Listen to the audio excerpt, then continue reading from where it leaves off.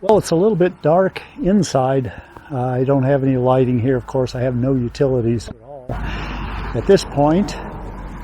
But I'll see if we can go inside and take a look just to give you an idea what was here. Now, I have to date hauled 10 truckloads of trash to the dump, and really I haven't made a dent on the trash that there is here yet. So don't have any expectations of anything being very pretty. The only storage that I have is here. So I've got a lot of my tools and equipment tucked away into corners. But it'll give you an idea of what there is here.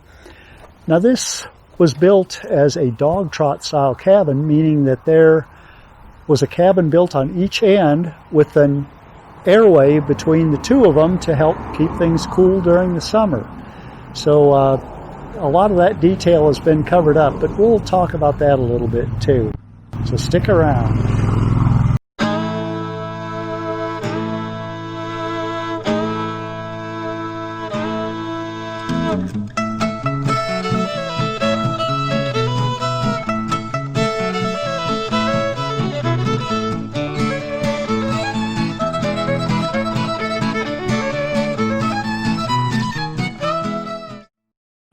Here we are in the breezeway area of the cabin, and we'll walk into what would have been originally the bedroom, also built of logs.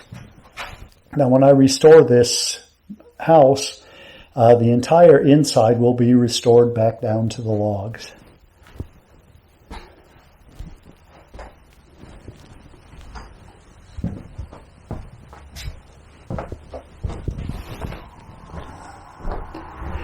Go back outside and take a look at some details. Whoever had lived in here prior to me decided that he was going to make this log house into a stone house.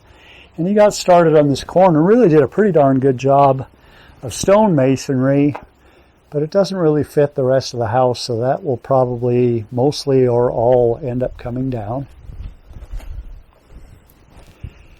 What is interesting is in the chinking, for chinking they use diagonal boards laid in between them and between the logs, even a rock there, and then filled in between it with mud and whatever they could find around here.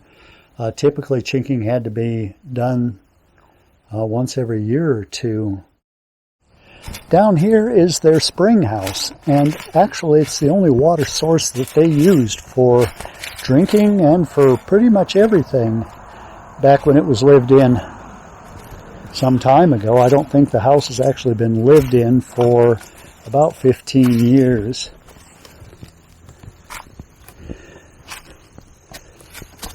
But it's actually got a pretty good source of water. Not very clear, not very appetizing looking now, but eventually I will pump it down, clean it out, spray it with chlorine to disinfect it, and make it something pretty nice. And I will never use it for drinking water, but I will use it for things like watering garden, emergency fire water, mixing concrete, and that sort of stuff. And it's kind of handy for that right now. I've actually just hooked power into the building from my generator up the hill, and I've set a pump here so I can pump water out of it now and be able to use it for mixing concrete and such. And up here is the old barn. From some investigating and things that I found and cleaned up around here, I think I found that he had horses and raised sheep on this property, and he collected Volkswagens too. There's one here, two more you can see over here, and then back there is a tow-behind trailer. There again is the barn. Cool old barnwood there. And then, of course, the log cart that I made. Now, this summer, all of the grass, this entire area was infested with both grass that was shoulder height and raspberry bushes, which I thought at first was really something pretty awesome because I would eat raspberries until I got sick. But after dealing with them, getting tangled up in them, being cut up, pretty much I just took the brush hog and leveled everything back here so I actually had a little better access to it. And here you can see the cabin that was added on to the back. Actually, you're probably not getting a good idea of the extent of it. We'll go inside and take a look at just what a piece of junk that is. It had a flat roof, so the roof has been leaking, and pretty much everything is caved in. From a little bit different perspective, you can see on the extreme right the old log cabin built in 1850, and then the addition built in the 1970s, and this tremendous walnut tree, great shade tree in the summertime, growing beside. And here we have what was either a smokehouse or a root cellar with a shed built above it. And the shed was absolutely full of junk. It still is. My project for the next couple of months is to finish cleaning it out, tear it down, and to build a new one there to where I've got something nice for storage. And that comes right off of the corner of the 1970 addition. And here is a stone retaining wall that I have started to build. Again, the old root cellar with the shed above it. And then another one of his junk campers, absolutely full of junk, sitting right beside my truck. And another look at the old shed from the upper level. Actually 2 rooms.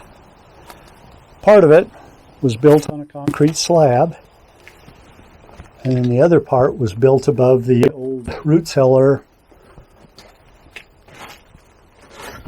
or smokehouse, whatever it was, and you can see the caved-in floor from the top side.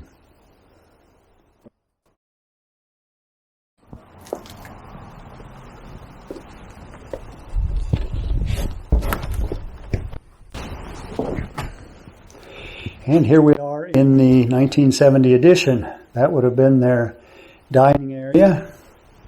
You can see that roof leaks have caved in the ceiling. I'm using it for as dry as possible as storage for lumber. This is the old kitchen. That door actually goes into the old part of the log cabin. Kitchen.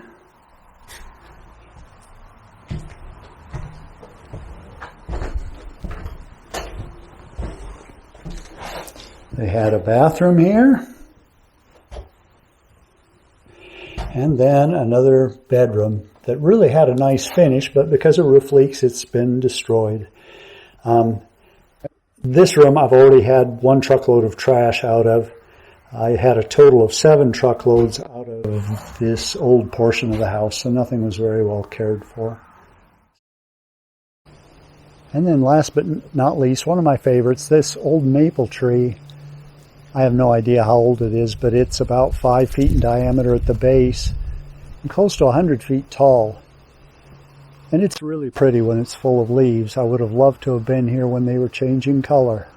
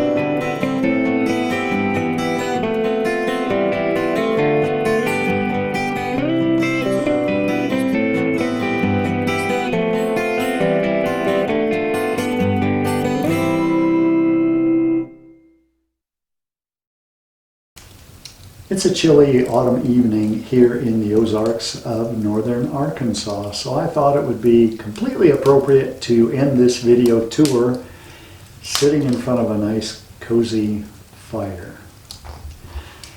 This place, as I've said before, was built in 1850, the old cabin.